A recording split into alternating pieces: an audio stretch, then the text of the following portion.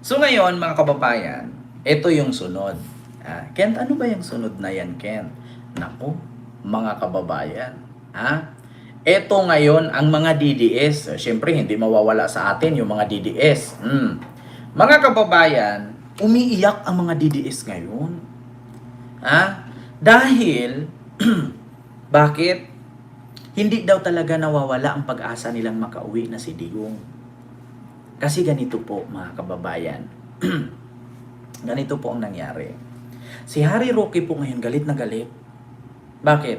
Kasi po, nung nakaraang araw, nag-post po ang website ng ICC na open sila sa mga saksi na gustong tumistigo na totoo na may war on drugs si Digong. Ngayon, mga kababayan, galit na galit ang mga DDS. Bakit? Lalong-lalo na si Harry Roque. Bakit? Biruin nyo daw, 10 buwan na si Digong nakakulong tapos wala pa palang testigo. Galit na galit yung mga DDS, mga kababayan. Biruin nyo ngayon pa lang daw maghanap ng testigo ang ICC kasi 10 buwan na si Digong sa kulungan, di ba? Tapos, ngayon tsaka pa maghanap ng testigo ang ICC laban kay Digong. Alam niyo, sa totoo lang ganito yan, mga kababayan. Ipapanood ko muna sa inyo yung video ni Harry Roque. Tapos, pag napanood nyo na, tsaka tayo mag-react. Ito po yun, mga kababayan. Ito papanood ko sa inyo. Nakakahiya ang ICC na 10 taon na, 10 buwan ng kinulong ang Tatay Digong, hindi pa palang sapat na ebidensya at ngayon, nag-a-advertise pa para sa ebidensya. Nakakawindang po yan. Hindi po yan gawain ng matinong institusyon. Dahil ang matinong institusyon, bago magpakulong, dapat sapat-sapat na ang ebidensya. Alam ko, nakasulat, good grounds. Pero kung alam mo naman palang walang ibang ebidensya bukod sa good grounds, bakit ka magpapatuloy sa pag-aaresto at bakit ipagkakait mo pa ang interim release? Alam mo naman palang kulang ang ebidensya. Di ba? Ang prosecution, bakit tumutol sa interim release? Alam naman pala hindi pa sapat ang ebidensya. Fair is fair. O sige, nakulong nyo panandalian pero pawalan nyo habang hindi pa kumpleto ang inyong ebidensya. Hindi po pwede na you have your cake and eat it too. Yung wala naman palang ebidensya tapos patuloy nyo ikukulong si Tatay Digong. Ito po ay napakalaking iskandalo. Lahat po ng tao na naniniwala sa katarungan ay talagang dapat maiskandalo.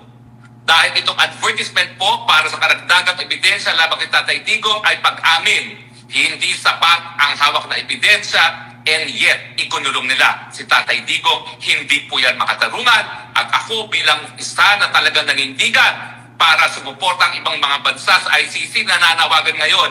Lahat ng mga bansa, nagkamali po ako. Dahil itong bansang ito, itong ICC na ito, interested lang para magpatuloy mga sweldo ng lahat ng mga empleyado nito. Kasama na yung mga defense councils. Pero hindi po sila interested sa katarungan.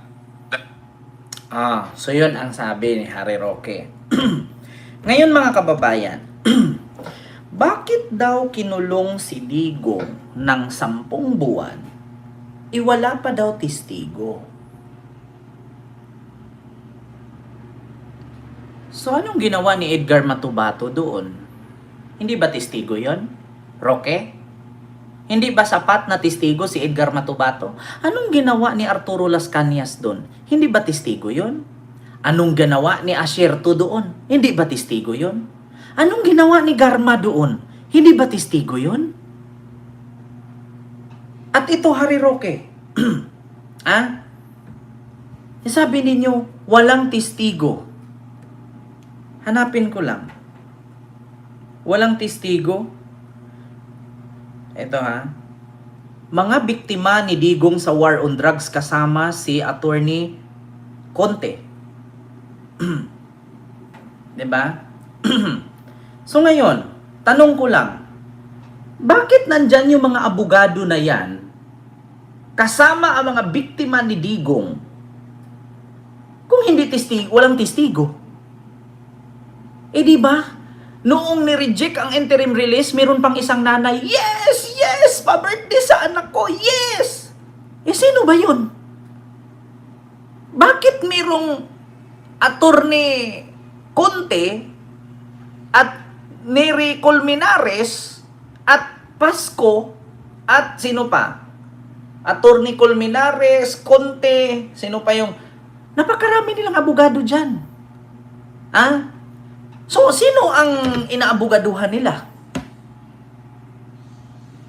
Paano ko nasabi? Yan ang sigaw ngayon ng mga DDS. Biruin ninyo 10 buwan ni kinulong tapos walang testigo. Eh, sino si Garma? Robot? AI? Sino si Acerto? Sino si Las Cañas? Sino si Edgar Matubato?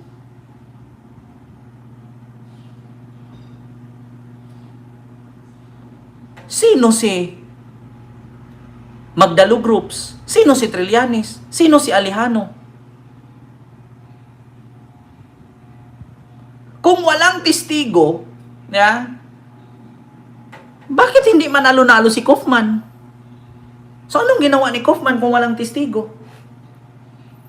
Mga DDS, gusto ko lang sunugin at barahin yung katangahan ninyo. Naniniwala na lang kay Harry Roque. Kung walang testigo, bakit hindi nyo hintayin na si Kaufman magsalita na panalo na kami, makauwi na si Digong kasi walang testigo? Eh bakit si Harry Roque ang mag-react? Eh hindi naman siya abogado ni Digong.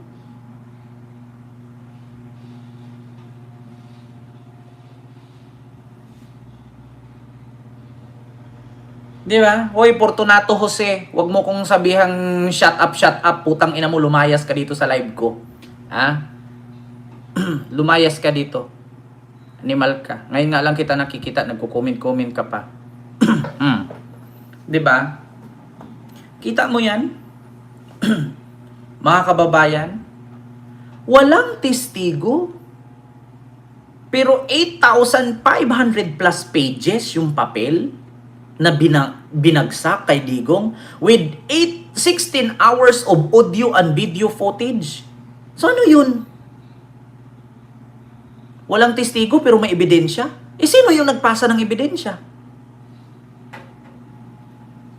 Ngayon, simple lang naman yan. Wala palang testigo, bakit hindi nyo pinapalaya at bakit hindi makalabas?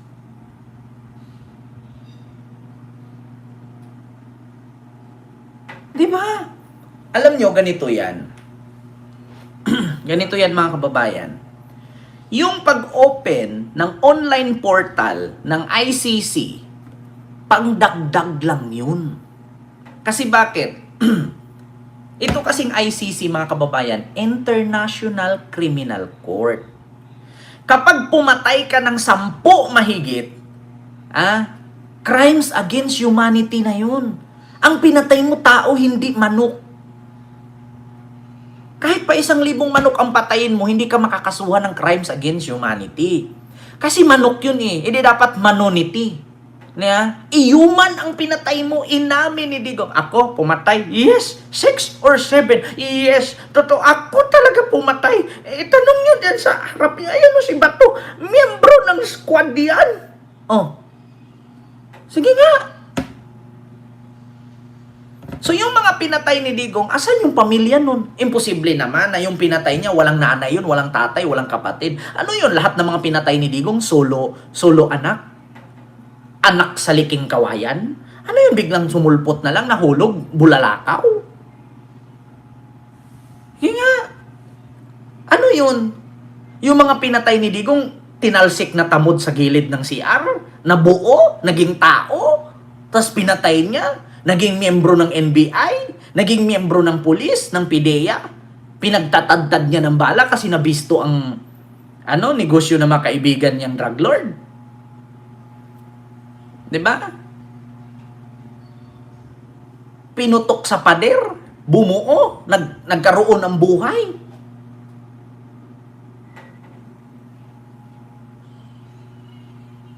Sige nga. Kung walang testigo sa loob ng 10 buwan, So Harry Roque, anong ibig sabihin? Mas matalino ka pa kaysa sa mga abogado dun sa ICC?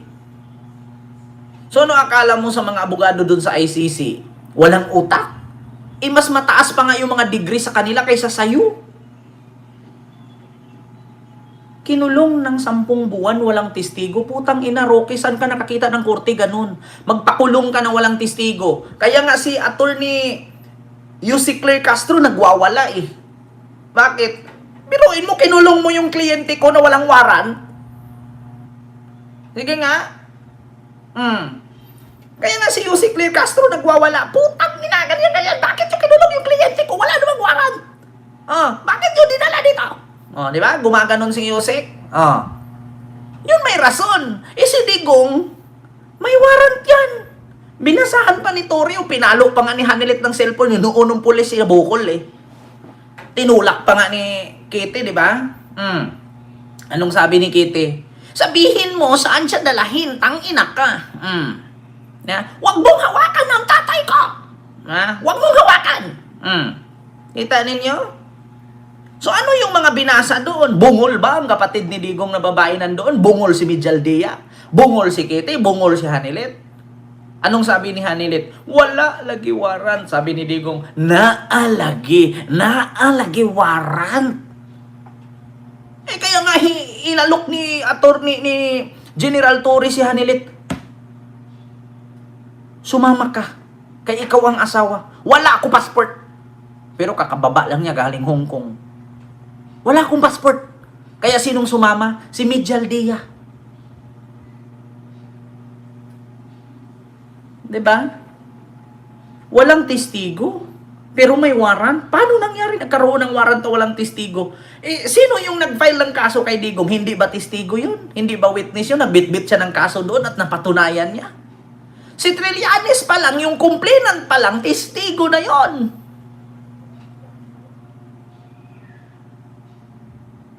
Diba? Yung complainant pa lang doon, yung kasama ni Trillanes, na mga pumunta doon, mga testigo na yun. Kasi bakit? Hindi man po pwede mag-file si Trillanes doon na siya lang mag-isa eh. Try nyo bumili ng lupa. Sige nga. Makabili ka ba ng lupa kung walang witness dalawa? Wala kang ID? Magkaroon ka ba ng deed of sale? Absolute of deed of sale? Declaration kung wala kang witness? Maipasurinder mo kaya si Digong kung walang witness? Ang sabi lang ng ICC, sa mga gusto pang tumistigo laban kay Digong, open kami. Naninigurado lang ang ICC. Kasi ang nasa isip nila, laging minamanipulate ng mga bobo at butang inang DDS na marami sila. Kasi ang lagi nilang naririnig, si Digong mabait, si Digong mabait, si Digong magaling, si Digong hindi masama, si Digong ay hindi po. Ganyan, hindi totoo ang ginawa ng ICC. Ngayon, paano kung may mga pumipirma doon na kami mismo saksi, ito yung ginawa, o ako, anak, pinsan ko, kaibigan ko, nanay ko. Doon malalaman ngayon ng ICC na hindi lahat ng Pilipino ay naniniwalang magaling si Digong at mabait. Kasi bakit? Kung ang mga Pilipino, lahat kampi kay Digong. Ilan ang Pilipino sa Pilipinas? 120 million plus. Lahat yan may mata. Lahat yan may ilong, may tainga, may bunganga, may damdamin. So ilan po ba ang DDS na pumunta sa dahig? Umabot ba ng 1 milyon? Sa mga testigo na gustong magpatunay na may war on drugs si Digong, hindi ka man makapunta ng dahig pero pwede kang mag-fill up sa online. Doon ngayon yan babasihan ng ICC. Putang ina, kunti lang pala tong DDS. Bakit tayo maniniwala dyan? Mas marami palang nag-fill up. Diba? 120 million tayo. Yung mga nagrally-rally dun sa dahig nung nandun si Sarah, hindi umabot sang milyon yun. Biruin nyo, 120 million. Yung mga nagrally sa dahig, hindi umabot ng 1 million. So, nasaan yung sabihin natin 1 million sila lahat. Saan yung 119? Sige nga. So yung mga 190 na yan, bungol, walang nakita, walang nararamdaman. Paano yung binalita ng TV5, GMA, ABS-CBN, Rappler, CNN, Al Jazeera, Net 25, UNTV, PTV. So ano yung mga sinalvage noon? Ano yung mga tinumba noon? Kung ipakita ko ngayon dito, baka magulat kayo. So ano to? Hindi to patunay? Walang EJK? Walang patayan? Di milyones na kaway. Ito. Mga kababayan. Duterte, admin, war on drugs. Para makita ninyo. Duterte's war on drugs. Explained. I have 7 million countrymen who are slaves now at this modern day and age. They are slaves to a drug condition. Lagyan mo lang isang addict dyan sa pamilya. Tapos na yung pamilya na, it would be hell for them. That shabu use, constant use of shabu, 6 months to 1 year, shrinks the brain. If the brain is already shrunk, rehab is no longer. I would be glad to die for the Filipino. Ngayong gabi na ninyo ako patay. Kasi pag ako ang nanalo na kaupo, talagang papatayin ko kayo. So ano yung mga natumba? Si Mayor Duterte isang killer. Oh. Destroyer daw siya. Killer daw siya. Sino po ang destroyers of life? Drug lords, criminals, rapists, kidnappers. Yan ang destroyers of life. Ano pong ginagawa ni Mayor? Mayor Duterte destroys the destroyers of life. Bakit ka? Pagluto ng shabu, ipakain mo sa mga anak namin, but you destroy their lives forever. Sagutin mo. Patay mo na. Ano, huwag mo na yung batas. Sagutin mo ako. Sagutin mo ako, putang ina mo, bakit walang drug lord na tumba? Sige nga.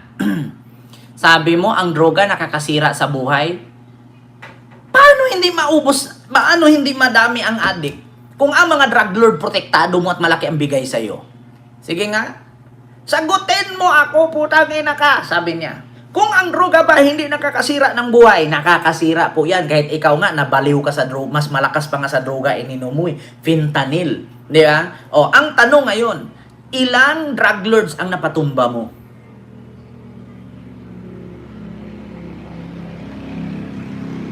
Sige nga. Paano maubos ang droga? Paano malinis ang Pilipinas? Kung ang mga mismong drug lord hindi mo pinagtutumba, ang mga pinatay mo, yun lang nga bungal, bungi, may tattoo, payat.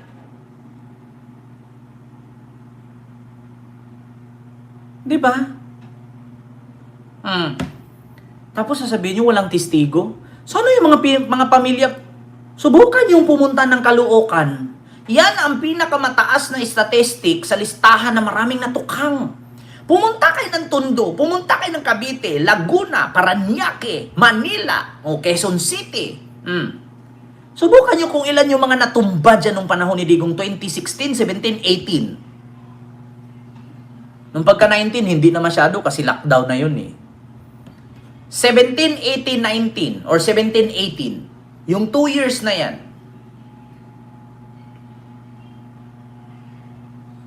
Diba? Tanungin ko kayo. Ilan ang patay? Putang ina yung mga taong natatakot lumabas eh. Kasi bakit kapag naghubad ka, di ba? Mapagkamalang kang adik kahit hindi ka adik. Oo. Bukod doon sa war on drugs, nakakatakot pa in 2019 kasi bakit? Kunting sipon lang sabihin agad may COVID ka. Di ba? Yun din ang nasamid ka lang sa kakakain mo ng pulburon. Gumanon ka lang, ay may COVID ka. Pagkakitaan ka na naman, putang ina. Ang daming biktima. Biktima, sa tukhang, nakahubad lang, lumabas, patay. Nung Pandemic, nasamid sa pulburon, nasamid sa suka, nakakain ng mangga, kumain ng palay na may tahop, umubo lang, may COVID ka. Putang ina. Wala sa kanila ang sangkot sa pagbulsa ng sako-sakong pera na 1 billion na iwan sa kwarto sa Malacanang na nakalagay sa 10 duffel bag, 100 million kada bag. Wala sa kanila ang pinagsamantalahan sa krisis ng pandemya. 'Di ba? Tatanungin mo pa yung taong bayan kung hindi ba nakakasira ang shabu sa utak. Nakakasira. Pero paano mo masugpo ang shabu kung ang mga drug lord ay kaibigan mo? Pag di ka kampi tumba, biruin mo. Si Maruhas, isasali pa sana sa drug watchlist. Maruhas, Drilon, si Laila de Lima, buti na lang medyo malakas-lakas, nakakulong lang. Si Jid Mabilog, kung umuwi, patay. Yung tatay ni Kerwin Espinosa, ayun, sumurrender, patay. Tapos sabihin, ang laban. Paano man laban? Nasa loob na ng kulungan, may baril daw. Sabi nga nung isang testigo na preso, paano po mang laban si Mayor? Ipinasok nila yan dun, pinagbabaril, tapos nilagyan ng baril yung kamay. Kasi ayaw ni Kerwin, idiin si Dilema. Binigyan ng sample ni Bato, pinatumba ang tatay niya na Mayor.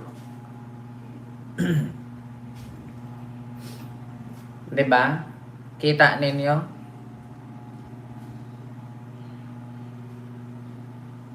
Tapos, yung gamot, yung Sinovac ba yun? Yung ini-inject Pfizer, Sinovac.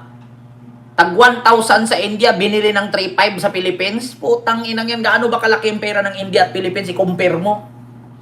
1,000 pesos lang ko bili ng India, pagdating sa Pilipinas 3,000 isang bayal. Sa India 1,000 isang box. 12 piraso ang laman ng bayal. Isang box 1,000 pesos. Pagdating sa Pilipinas, ang bili ni Digong 3,500 isang bayal.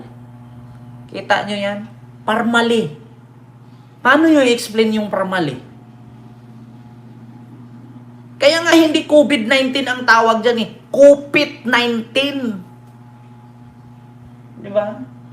COVID-19. Face shield nga eh. Magkano bili ni Digong sa PPE, face shield at face mask? Isang box ng face mask, 100,000. Tapos pagsuot mo putol. Yung face mask na kulay, ano ba yun? Sky blue. Tapos napakalambot ng tali kasi substandard. Pag tinali mong ganyan, napuputol. Tapos yung face shield. Na may silupin pa. Pag tinanggal mo nga, libre to. Galing sa DSWD, galing sa barangay. Putang ina, magkanong box nun? 100,000 yung face mask, 50 piraso laman. Yung face shield nyo, magkano yon? Isang piraso, 20,000 sa Parmali ni Michael Yang. Kaya nga nakabili si Michael Yang ng 3 mansyon sa Dubai. 3 years lang nakabili ng 3 mansyon sa Dubai. Putang ina, kakuntsaba ni Digong sa Parmali. Sige, tanong ko lang. Bakit nakabili ng 3 mansyon si Michael Yang sa Palm, Jeremiah sa Dubai?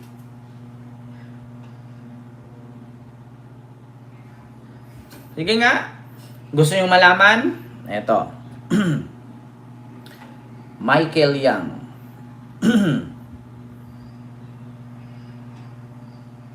Mansyon sa Dubai. Baka magulat kayo dito ngayon.